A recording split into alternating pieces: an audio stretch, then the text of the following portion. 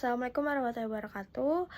Yang terhormat kepada Bapak Subelo Wionesa MPD selaku dosen mata kuliah Antropologi Hukum. Perkenalkan, nama saya Helmatin Ramadhani dengan NPM 23/1141 dari kelas D. Di sini saya akan membahas tentang pengertian antropologi dan juga antropologi hukum. Baik, pada slide pertama itu di sini saya akan menjelaskan apa itu pengertian dari antropologi. Jadi antropologi itu merupakan ilmu yang mana mempelajari manusia secara holistik. Hal ini tuh mencakup berbagai aspek, salah satunya ada aspek biologis, budaya, sosial, dan linguistik sepanjang sejarah. Nah, antropologi hukum juga merupakan cabang spesifik yang mana mengkaji hubungan antara hukum, budaya, dan perilaku masyarakat, termasuk hukum adat serta bagaimana norma hukum dibentuk dan diterapkan dalam konteks sosial. Secara etimologis, antropologi berasal dari kata Yunani yang mana kata anthropos itu berarti manusia dan logos yaitu berarti ilmu.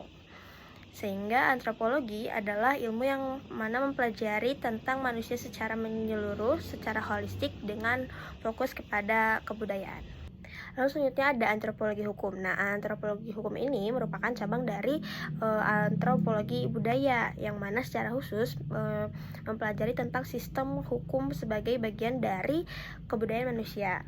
Antropologi hukum ini juga mengamati bagaimana sih perilaku masyarakat terhadap aturan hukum, tidak hanya aturan formal saja, tetapi juga adat dan budaya tanpa bersifat etnosentris. Antropologi hukum juga mempelajari beberapa hal, diantaranya itu salah satunya ada hukum dalam konteks kebudayaan, yang mana masyarakat ini menciptakan beberapa aturan, ketertiban, dan juga resolusi konflik berdasarkan nilai budaya mereka. Lalu ada juga pluralisme hukum, yang mana di dalam suatu wilayah politik, misalnya suatu negara, seringkali terdapat lebih dari satu sistem hukum yang hidup dan diakui secara sosiologis oleh masyarakat, seperti hukum adat, hukum agama, dan juga hukum negara. Lalu di poin terakhir itu ada masyarakat tanpa negara, yang mana antropologi hukum tertarik sekali pada bagaimana masyarakat ini tuh atau suatu masyarakat yang tidak memiliki institusi pengadilan modern seperti suku-suku terpencil, namun tetap menjaga ketertiban sosial melalui mekanisme seperti negosiasi, mediasi adat, dan juga hingga perang ritual. Di dalam antropologi sendiri itu memiliki dua dimensi utama. Yang pertama ada antropologi fisik, yang mana mereka ini memandang manusia itu sebagai makhluk biologis. Nah, ini juga mereka ini juga berusaha untuk menjawab pertanyaan orang-orang tentang asal-usul manusia seperti apa dan bagaimana juga tubuh ini berevolusi dan mengapa sih ada variasi fisik antar kelompok manusia serta bagaimana interaksi antara biologi dan budaya. Fokus utama dari antropologi fisik ini itu ada 3. Yang pertama ada tubuh manusia, evolusi, dan juga genetika. Nah, tujuannya ini untuk memahami bagaimana dan mengapa kita menjadi spesies seperti sekarang ini.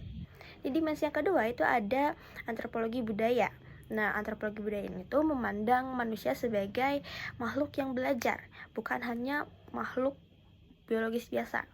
Nah, di antropologi budaya ini itu mempelajari bagaimana sih manusia itu menciptakan makna, aturan, dan juga artefak untuk bertahan hidup dan berinteraksi. Di beberapa universitas di Eropa dan juga Indonesia, antropologi budaya ini sering kali juga disebut sebagai antropologi sosial. Fokus utama dari antropologi sosial ini itu ada perilaku, simbol, adat istiadat, dan juga struktur sosial.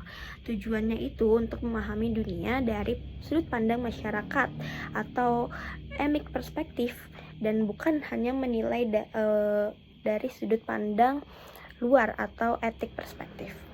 Pada slide selanjutnya itu ada hubungan antropologi. Nah, hubungan antropologi ini tuh yang pertama ada hubungan antropologi dengan ilmu, yang mana antropologi memiliki hubungan timbal balik yang erat dengan berbagai ilmu sebagai disiplin interdisipliner yang holistik. Hubungan ini saling memperkaya pemahaman tentang manusia melalui perspektif biologis, sosial, dan juga budaya. Lalu selanjutnya itu ada hubungan antropologi dengan individu, masyarakat, dan kebudayaan. Untuk individu sendiri itu berperan sebagai pelaku aktif yang menciptakan, memodifikasi, dan menerapkan unsur-unsur kebudayaan melalui perilaku inovasi pribadi. Lalu ada masyarakat, yang mana di masyarakat ini berfungsi sebagai wadah atau kontainer sosial yang menampung dan mempertahankan kebudayaan melalui institusi, norma, dan interaksi kolektif. Lalu yang terakhir itu ada kebudayaan. Nah, di kebudayaan ini berfungsi sebagai atau menjadi pedoman hidup berupa nilai, norma hukum adat, serta praktik sehari-hari yang membentuk karakteristik budaya spesifik. Di slide terakhir itu ada kesimpulan. Di kesimpulan ini bahwasanya antropologi memandang hukum sebagai bagian dari kebudayaan yang hidup dalam masyarakat, bukan sekedar aturan tertulis negara saja. Antropologi hukum ini juga menunjukkan bahwa keadilan tidak hanya bersumber dari undang-undang, tetapi juga dari nilai-nilai adat kearifan lokal. Di Indonesia yang majemuk, pendekatan ini penting agar hukum benar-benar berakar pada masyarakat dan mampu menciptakan keadilan yang substantif, bukan sekadar prosedural. Sekian presentasi yang dapat saya sampaikan. Terima kasih atas perhatiannya. Mohon maaf bila ada kesalahan. Wabillahi taufiq wal hidayah. Wassalamualaikum warahmatullahi wabarakatuh.